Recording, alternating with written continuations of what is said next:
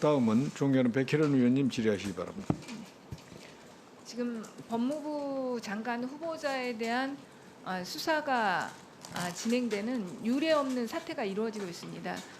어쨌든 그 법무부나 검찰 그리고 청와대 간에 권력기관들 간에 그리고 그 다툼이 좋은 모양새는 저는 아니라고 생각합니다. 그래서 검찰에서 수사를 시작했다면 신속하게 정말 자신들이 말한 대로 엄정하게 진행돼야 되고 정치적 중립성을 유지하는 정말 정치에 끼어들려고 한다는 오해를 받지 않고 행동해야 된다고 봅니다.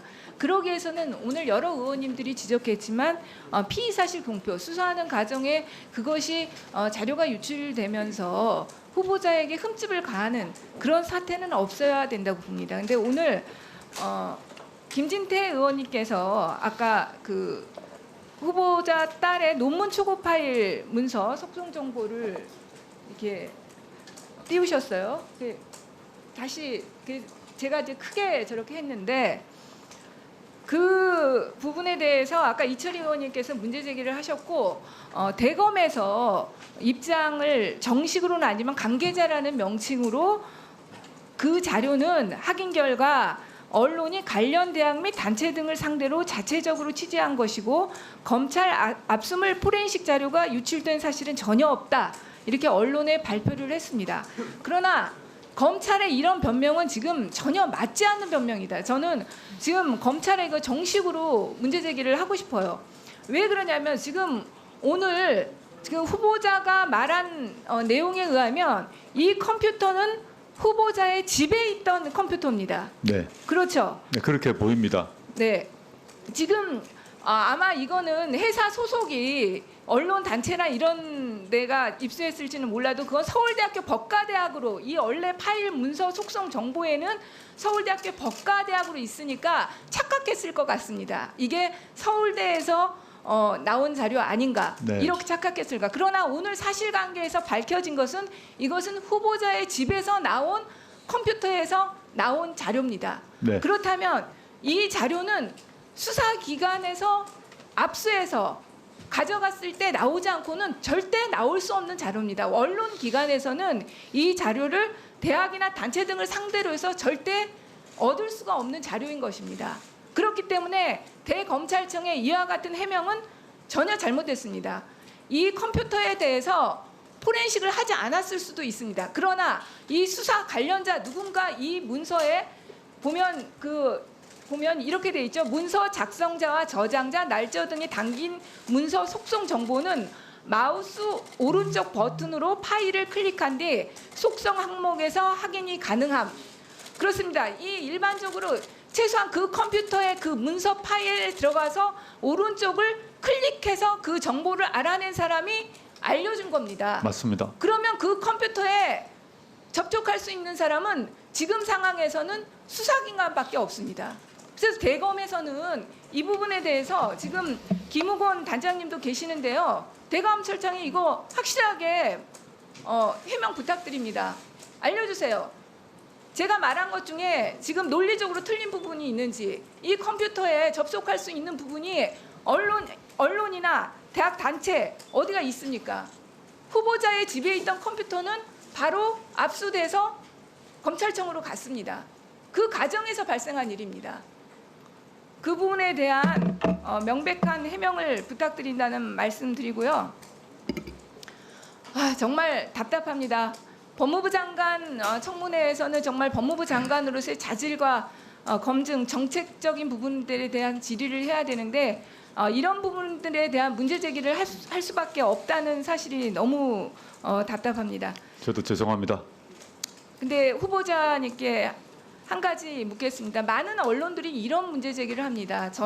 제가 인터뷰를 할 때도 이런 문제 제기를 하는데 조국 후보자가 지금 검찰의 수사를 받고 있는 상황이고 만약에 기소 여부를 떠나서 이미 검찰에서 많은 개인 사생활에 관한 자료도 많이 가져갔을 거예요. 이제 압수를 해가고 막 곳곳에서 모든 후보자 관련된 모든 것을 뒤지고 있으니까요. 네. 그렇다면 약점이 잡히는 거 아니냐. 그래서 검찰 개혁을 하려고 해도 하지 못하고 결국 지지부진하게 되지 않는 거 아닌가 이런 우려들을 하십니다. 이런 우려들에 대해서 후보자는 어떻게 대답하시겠습니까? 저는 어떤 약점이 잡힐지 모르겠습니다만 그 약점이 나온다면 다 공개하겠습니다.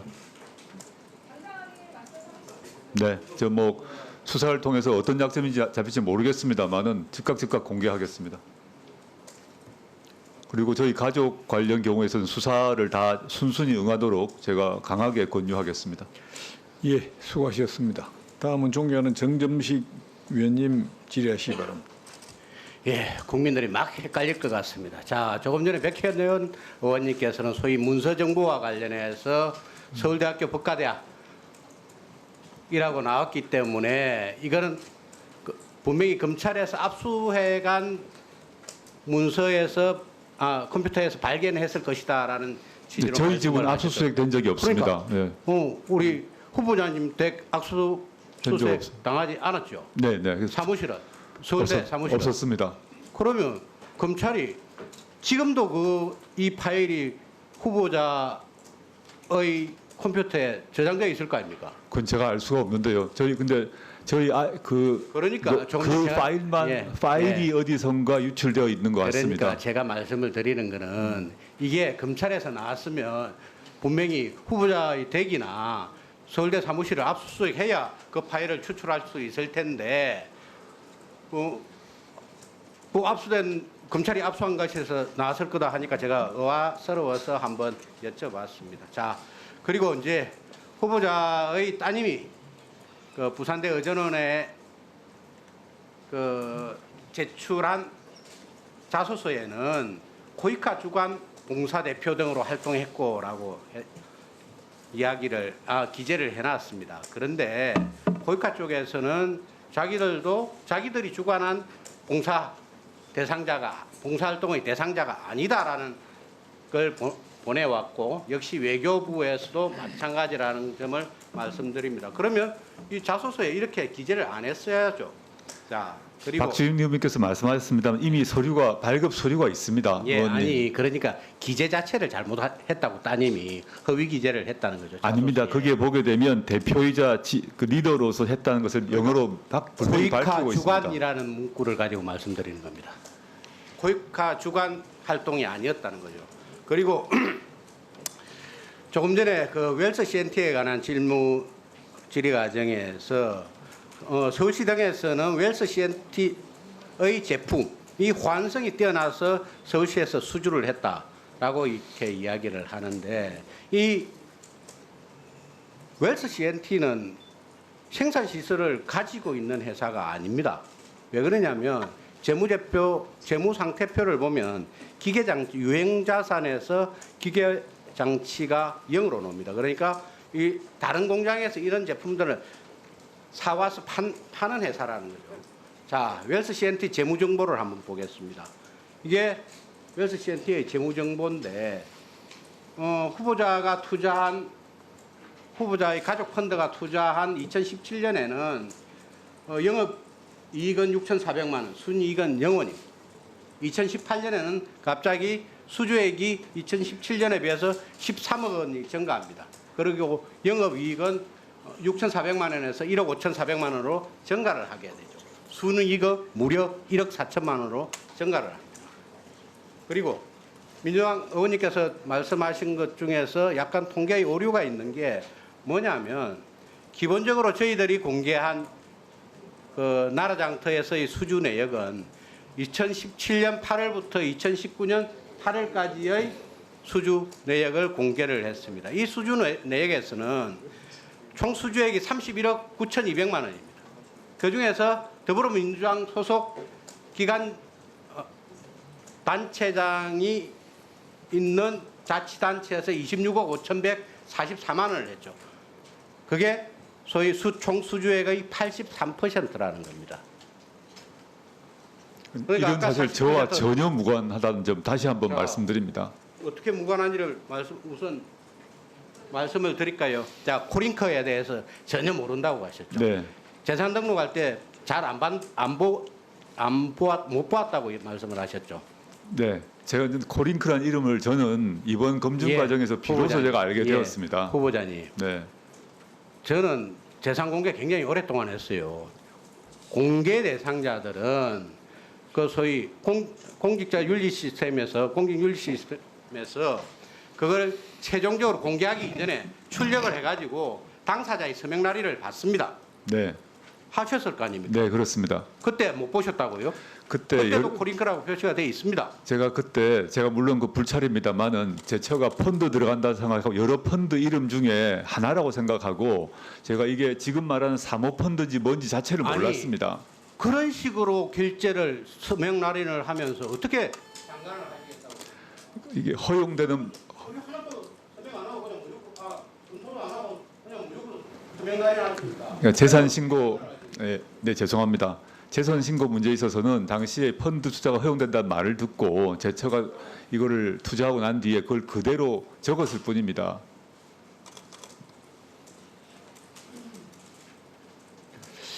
예, 수고하셨습니다.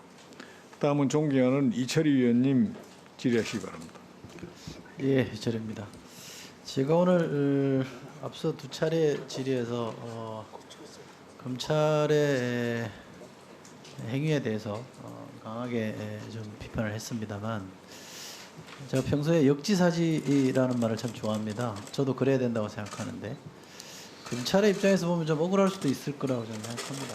선의가 그게 아닌데 왜 저렇게만 볼까라고 억울해할 수도 저는 있다고 보는데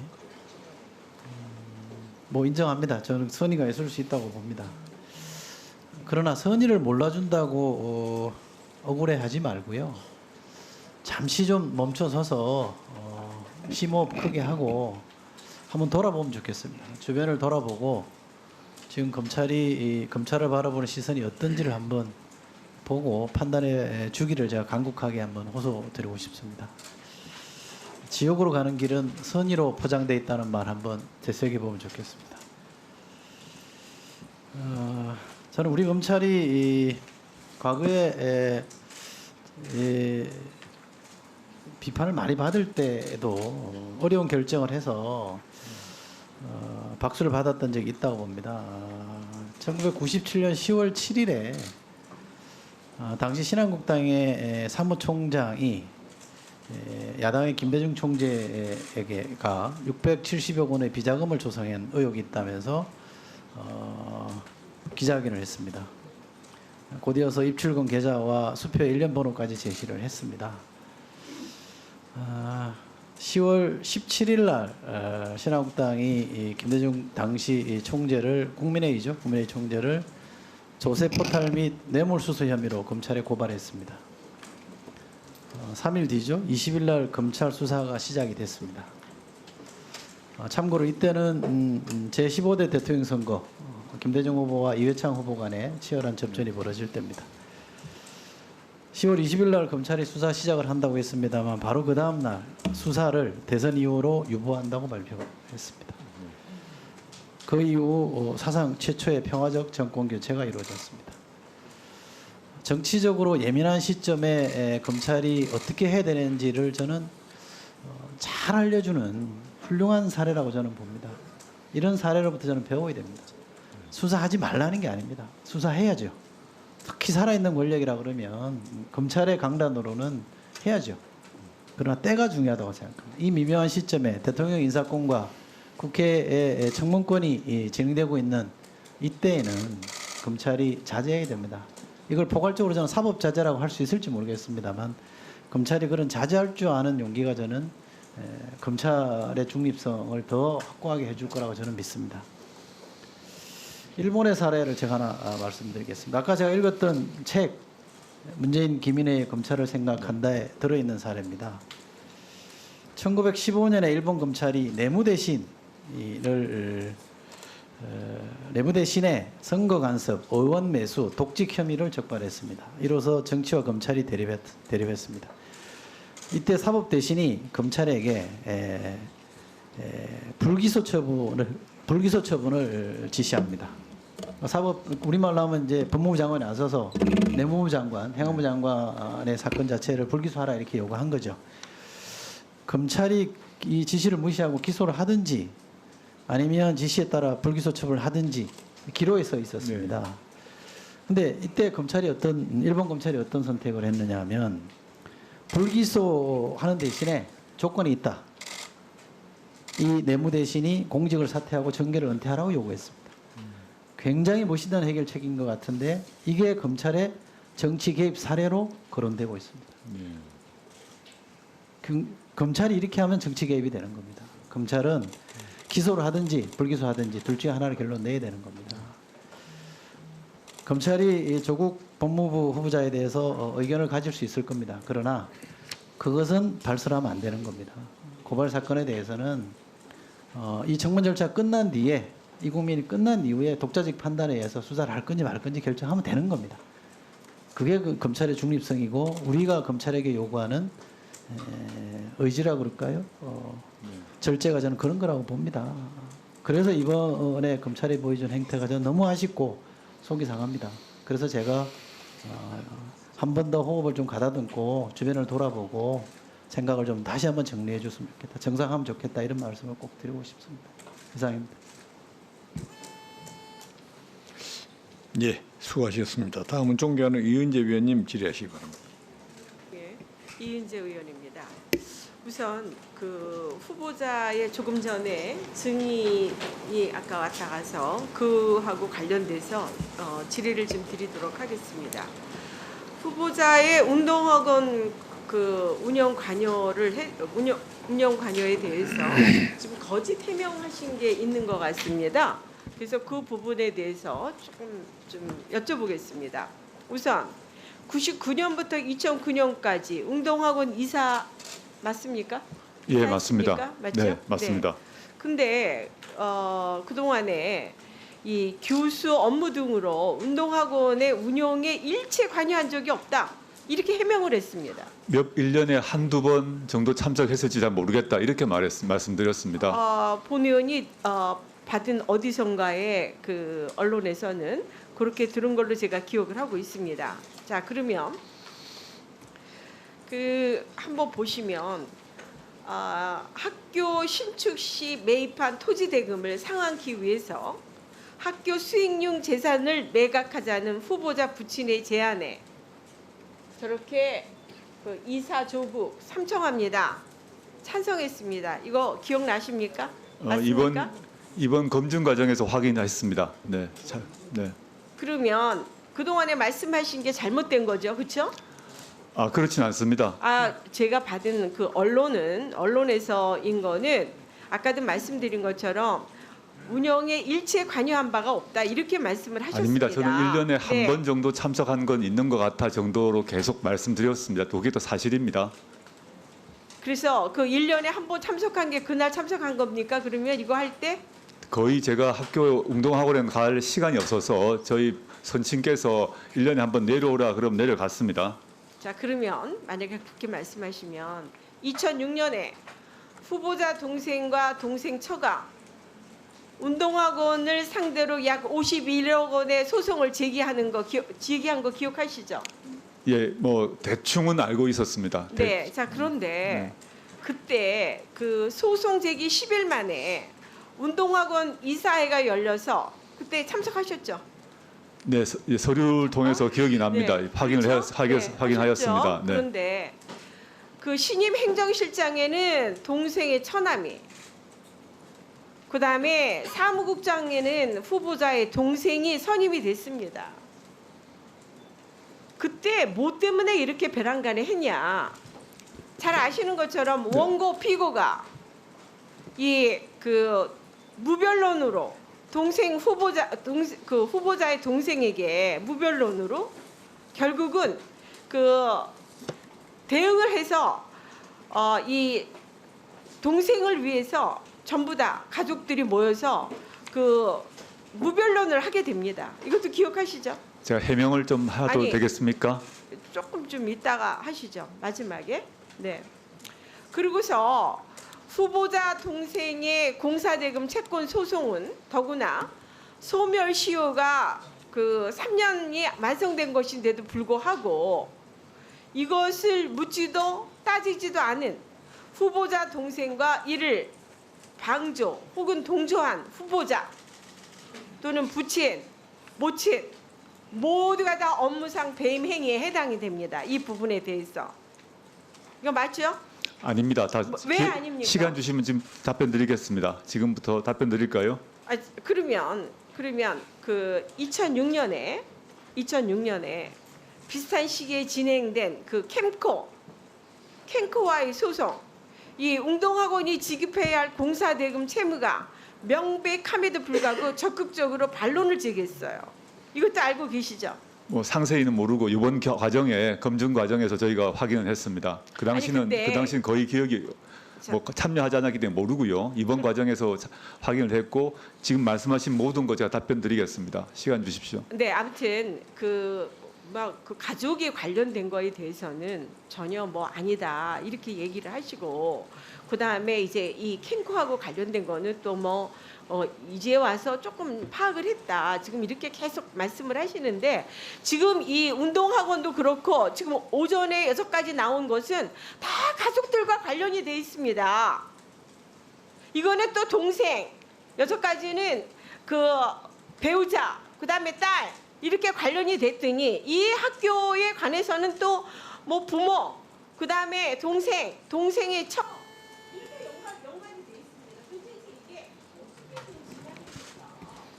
제 답변 기회 주시. 네, 차례차례 말씀드리겠습니다. 아까 그 제가 삼청했다는 그 같은 경우 이제 당시 이사회는 제 동생이 소송을 제기하기 전에 이루어진 이사회입니다. 시간을 확인해 보시고요. 그것도 학교재산 처분을 결정하는 게 아니라 이미 학교재산 처분에 대해서 이사회 결정이나 교육부의 허가란 게 다 난 상태에서 처분 허가 연장 신청을 했던 그런 것입니다. 소송이란 것이 이미 소송이란 게 이미 제기하기 전이라는 얘기 분명히 말씀드리고요. 예, 아닙니다. 아니 그거는 분명히 네, 저희도 다 자료를 받고 있고요. 그 다음에 무변론 문제만 하더라도 이게 그 관련 내용을 당시는 사실 제가 저희 몰랐습니다만은 이번에 다시 확인했는데 제가 제 기회를 주시면 당시에 제 동생이 소송을 제기는 했습니다만 일체 변제를 받지 못합니다. 가압류나 강제 집행도 하지 않았습니다. 한국자산공사에서 학교 재산에 가압류를 해서 자기가 옛날에 못 받았던 공사대금을 확보하기 위해서 어쩔 수 없이 소송을 제기했다고 합니다. 그리고 무변론 소송 문제 말씀하시는데 저 학원에서 저희 동생 소송에만 무변론한 건 아님을 확인했습니다. 다른 뭐 기보라거나 등등 몇 가지 증거가 너무 명백해서 도저히 그 변론을 할 이유가 없는 그런 경우는 무변론한 것을 확인을 하였습니다. 꼭 저희 동생에 대해서만 한 것은 아님을 이번 제가 그 2, 3주 검증 과정에서 확인했다는 점 말씀드리겠습니다. 예. 수고하셨습니다. 다음은 존경하는 정성호 위원님 질의하시기 바랍니다. 예, 수고 많으십니다. 경기도당주 출신의 정성호 의원입니다. 야당 의원님들이 후보자? 예. 저를 보세요. 네. 야당 의원님들이 후보자 집안에서 웅동학원을 이용해갖고 뭔가 큰 엄청난 이득을 취한 듯한 얘기를 계속하고 있습니다.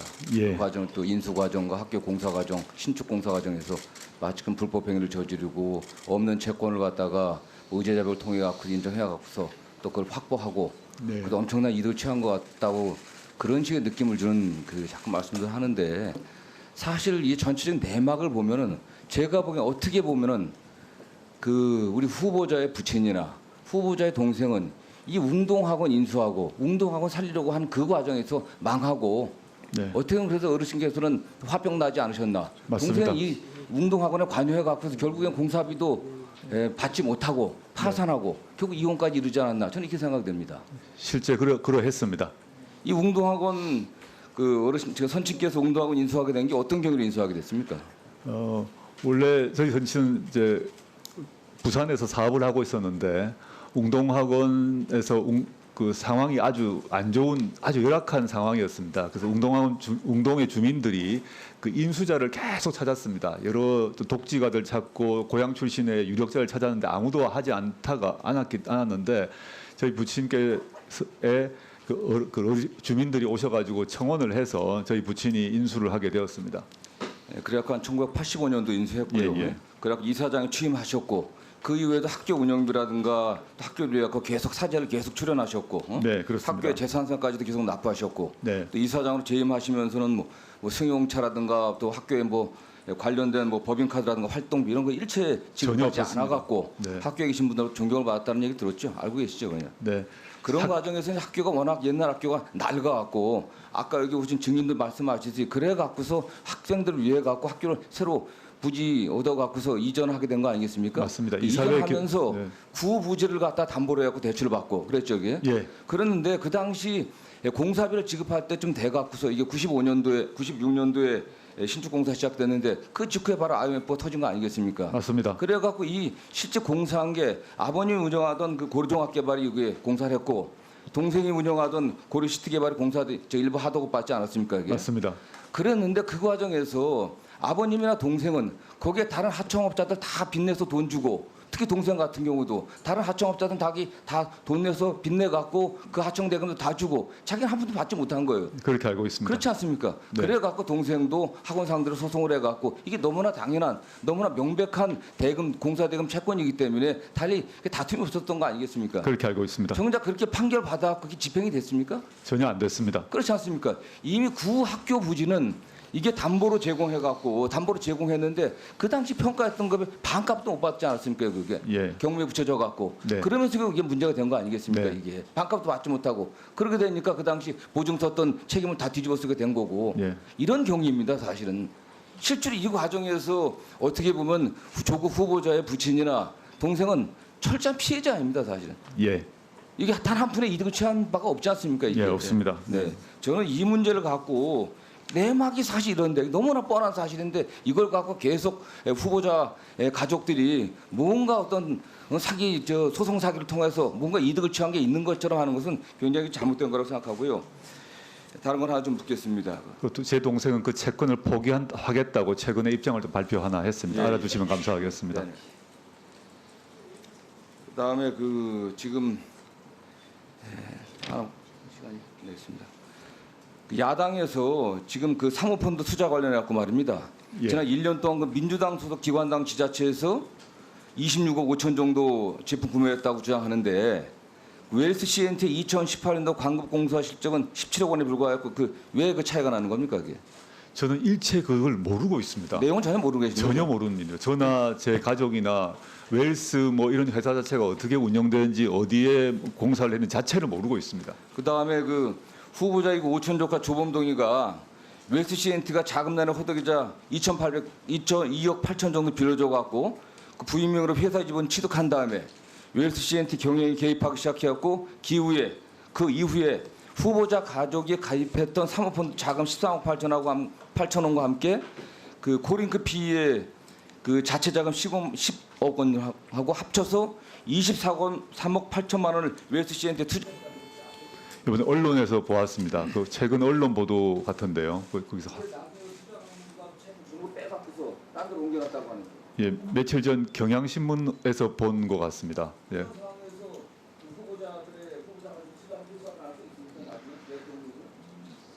잘 모르겠습니다. 제가 그쪽 분야는 잘 모르는 쪽이라서 그 보도만 보고 약간 놀랐습니다. 예.